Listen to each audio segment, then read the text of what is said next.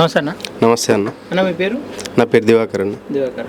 ఏం చేస్తుంటాను? వ్యవసాయం అన్న. వ్యవసాయం. అంటే అరవింద్ ఫౌండేషన్ నుండి మీ ఇంట్లో ఏదైనా లబ్ధి పొందిరా? పొందినామన్న. ఎవరికన్నా? మా బాబు పుట్టి చనిపోయిండు. 7 డేస్కి చనిపోయిండు. ఓకే. ఇట్లా రెయిన్బో హాస్పిటల్ తీసుకుపోయినాం. అరవింద్ అన్నకి ఇట్లా కాంట్రాక్ట్ అయితే తొందరనే స్పందించిండు. వితిన్ ఒక 11 అవర్స్లో 12 అవర్స్లో తొందర స్పందించిండు. మాకు లబ్ధి పొందింది. బాబు చనిపోయిండు. బ్లడ్ సర్క్యులేషన్ కరెక్ట్ లేక ఎంత ప్రయత్నించినా ఇక చనిపోయిండు. రెస్పాన్స్ అయితే ఇచ్చిండు. ఏమన్నారన్న హాస్పిటల్లో?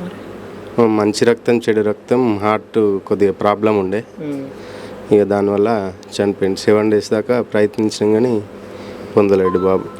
ఓకే. లబ్ధి పొందిరుగానే బాబు దక్కలేడు కదా. అంటే మీరు ఈ ప్రాంతంలో ఏదైనా హాస్పిటల్ లేకుండా ఈ ప్రాంతంలో పెద్ద హాస్పిటల్ ఇక్కడ లేకుండే అన్న. అంత వరకు ఇక అంత పెద్ద హాస్పిటల్ ఇక్కడ లేదు. ఇక్కడ చేసినా కానీ ఫాయిదా ఉండకపోతుండే. ఓకే. ఇప్పుడు ఎంపీ ఎలక్షన్లు వస్తున్నాయి కదన్నా, దానికోసం అంటే ఆయన నుండి లబ్ధి పొందిన వాళ్ళను ఒకసారి మాట్లాడదాం, నిజమైన అబద్ధం అని చెప్పేసి ఒకసారి జనాల్లో తిరిగే ప్రయత్నం చేస్తున్నాం. లీస్ట్ ఇచ్చారు చేసినామని, వాస్తవాలా అవాస్తవాలా? నిజమే అన్న. నా బాబు చనిపోయినా కానీ నాకు 1,00,000 వరకు సాయం చేసిండు అన్నగారు. మీరు కూడా ఎంపీ ఎలక్షన్లో నిలబడ్డారు గతంలో అని చెప్పేసి అవునన్న. ఎందుకు పోటీ చేయాలనిపించింది అన్న? ఇక అట్లా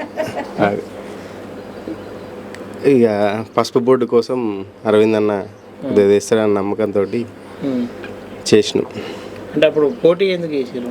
పోటీ రైతుల కోసం, రైతు పసుపు రావాలని, బోర్డు రావాలని వేసినాం.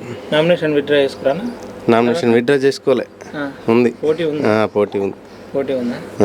అంటే తర్వాత మీరు ఏదైతే దేనికోసం అయితే పోటీ చేసారో అది నెరవేరిందా? మరి నెరవేరింది. ఎవరి వల్ల? అరవింద్ అన్న ద్వారా. ఓకే. ఇప్పుడు ఎట్లా మళ్ళీ పోటీ చేస్తారు ఈసారి? లేదు, అరవింద్ అన్న గెలుస్తాడు పక్క. గెలుస్తారు. అవకాశం ఉందా అన్న? దేనికన్నా? గెలిచేందుకు పక్క 100%. జీవన్ రెడ్డి పరిస్థితి ఎట్లుంటుంది అన్న? ఓడిపోతాడన్న. ఓడిపోతాడా? ఓకే అన్న. Okay, thank you. వీడు నా రెండో బాబు అన్న.